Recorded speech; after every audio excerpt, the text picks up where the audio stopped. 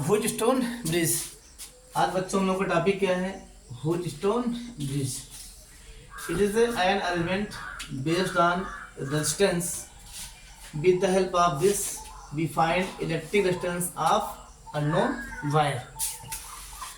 या रेजिस्टेंस के बेस पर डिपेंडेंट एक ऐसा अरेंजमेंट है जिसकी सहायता से हम लोग क्या करते हैं, किसी इलेक्ट्रिक सर्किट में जो अननोन वायर है, अगर उसका रेजिस्टेंस हमें पता नहीं है, हम उसको फाइंड करते हैं।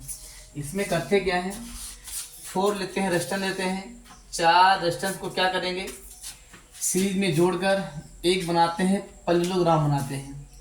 इस पैरेललोग्राम के एक डायगोनल में क्या लगाएंगे, बैटरी लगाएंगे की के साथ, और जो दूसरा डायगोनल है इसमें लगाएंगे, एक को लगाएंगे रेजिस्टेंस हमने कहा R5 की के साथ, और लगा होता है गैल्वेनोमीटर लगा होता है। इससे होता क्या है, रेजिस्टेंस की जो वैल्यू है R1, R2, R3, R4, इनकी वैल्यू ऐसे एडजस्ट की जाती है। पहले सेल की को प्रेस करें, उस देन आफ्टर गैल्वेनोमीटर की को प्रेस करें। अगर R5 में कोई करंट फ्लो ना हो तो बोला क्या जाता है कि यह जो हमारा हुज स्टोन ब्रिज है यह बैलेंस है। यह क्या है, बैलेंस है। बैलेंस कंडीशन में होता क्या है, गैल्वेनोमीटर की रीडिंग 0 होती है, मीन्स R5 में कोई करंट फ्लो नहीं होती है। जो भी करंट यहाँ से जाएगी यहाँ 2 पार्ट में डिवाइड हो जाएगी, एक यहाँ पर जाएगी, जो यहाँ पर वो यहाँ पर, और दूसरा पार्ट जो यहाँ जाएगा वही यहाँ पर जाता है। अब होता क्या है, कहता है find relation between R1, R2, R3 and R4 such that no current in a resistance R5 बोला क्या गया, R1, R2, R3, R4 में रिलेशन क्या है कि R5 में किसी प्रकार की कोई करंट फ्लो ना हो। तो इनमें क्या रिश्ता है, चलो देखते हैं। A/T भी बोल की, यहाँ का पोटेंशियल 0, यहाँ का 0, यहाँ का मानेंगे भी, यहाँ का भी, यहाँ का पोटेंशियल x, यहाँ का भी x। क्यों x? क्योंकि R5 में कोई करंट नहीं है। R5 में कोई करंट नहीं है, मीन्स जो पोटेंशियल यहाँ का होगा वही पोटेंशियल यहाँ का, मीन्स इसके क्रॉस जो है पोटेंशियल डिफरेंस वो 0 है। पॉइंट C और पॉइंट D के क्रॉस जो पोटेंशियल डिफरेंस है वो 0 है, क्योंकि इसमें कोई करंट नहीं है।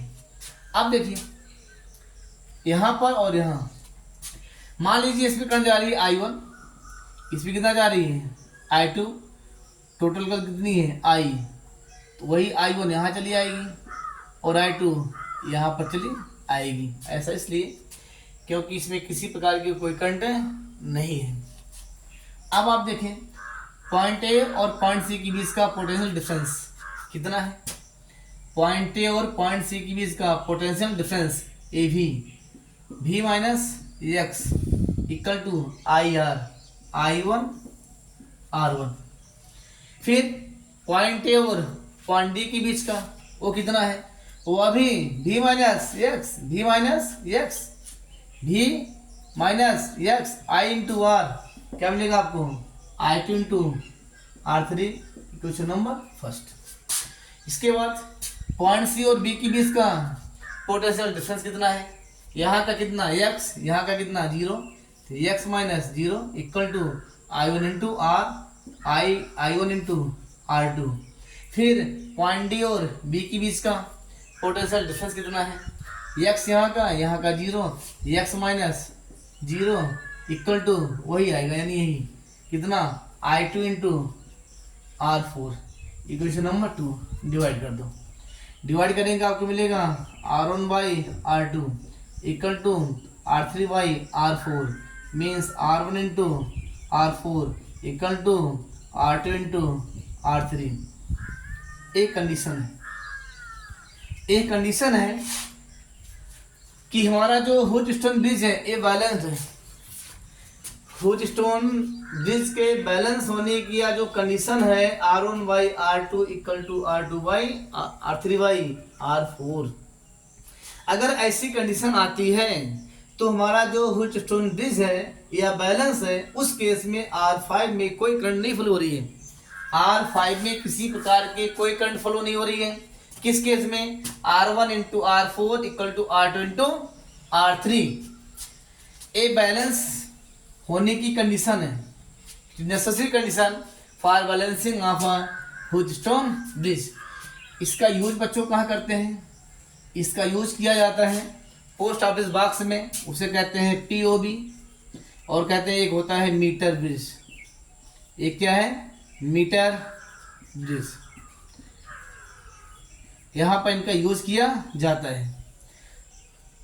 इसके साथ साथ हम लोग क्या करते हैं, किसी अननोन वायर का जिसका रेजिस्टेंस पता नहीं होता है उसको निकाला जाता है। यहाँ पर देख लें, अगर R1 R2 R3 पता है तो R4 हम लोग फाइंड कर सकते हैं with the help of this condition. R1 R2 पता है, R3 पता है, R4 फाइंड किया जा सकता है। अब देखते हैं कुछ है न्यूमेरिकल देखते हैं। न्यूमेरिकल में दो पार्ट आएंगे। पहला पार्ट तो आएगा बैलेंस ब्रिज का, और दूसरा बच्चों आता है अनबैलेंस ब्रिज का आता है। अगर हमारा ब्रिज अनबैलेंस है तब क्या होगा? अनबैलेंस होने की कंडीशन में यह फार्मूला जो रेशन आया है यह सर्टिफाई नहीं होगा, क्योंकि उसमें R5 में भी करंट फ्लो होती है। यानी यह जो हमारा रेजिस्टेंस है यह भी क्या होगा? यह भी यूज में लाया जाएगा।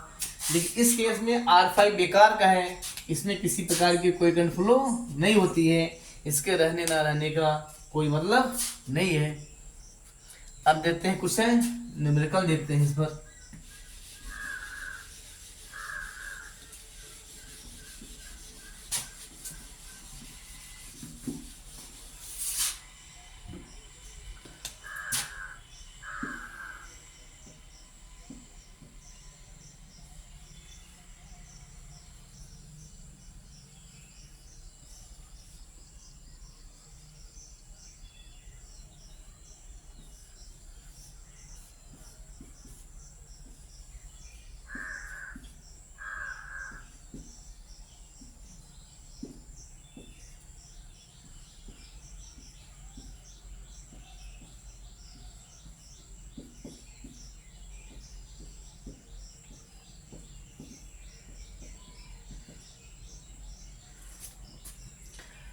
कहता क्या है, यह जो सर्किट है इसका निकालना क्या है? पॉइंट ए और पॉइंट बी के क्रॉस निकालना है आपको, इक्विवेलेंट रेजिस्टेंस फाइंड करना है, और इस सर्किट में कितनी करंट फ्लो हो रही है वह भी फाइंड करना है आपको। इस सर्किट में करंट कितनी है, आई आपको कितना है वह निकालना है। और दूसरा क्या है, इक्विवेलेंट रेजिस्टेंस निकालना है between point A and B. Start करते हैं। इसको मानेंगे R1 R2 R3 R4। देखिए R1 by R2 4/8 1/2, R3 by R4 3/6 1/2। वो तारीख को means R1 by R2 equal to R3 by R4। इसका मतलब हुआ ये बैलेंस ब्रिज है।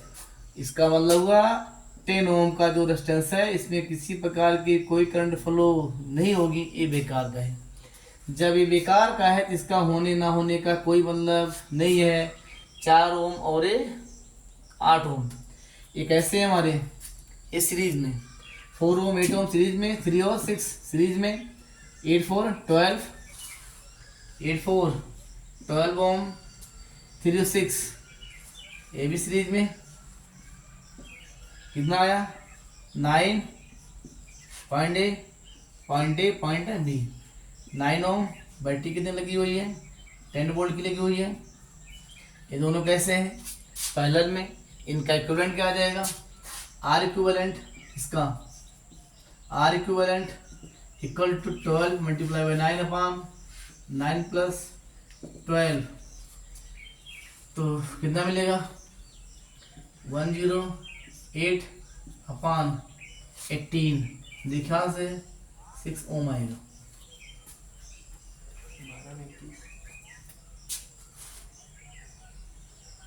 12 मल्टीप्लाई बाई 9 है ना ये। उसके नीचे 9 + 12 है ना, अरे 21 है। 21 आएगा ये, 20।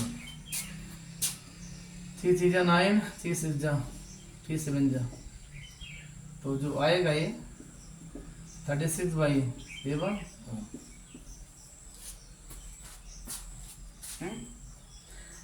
करंट पूछ रहा है I equal to V/R equivalent, V10 है 36/7 आएगा 70/36 एम्पियर। It is I। इस सर्किट का जो पॉइंट ए और पॉइंट बी के बीच का इक्विवेलेंट रेजिस्टेंस है वो 36/7 ओम है, और इसमें जो करंट फ्लो हो रही है I ये 70/36 एम्पियर है।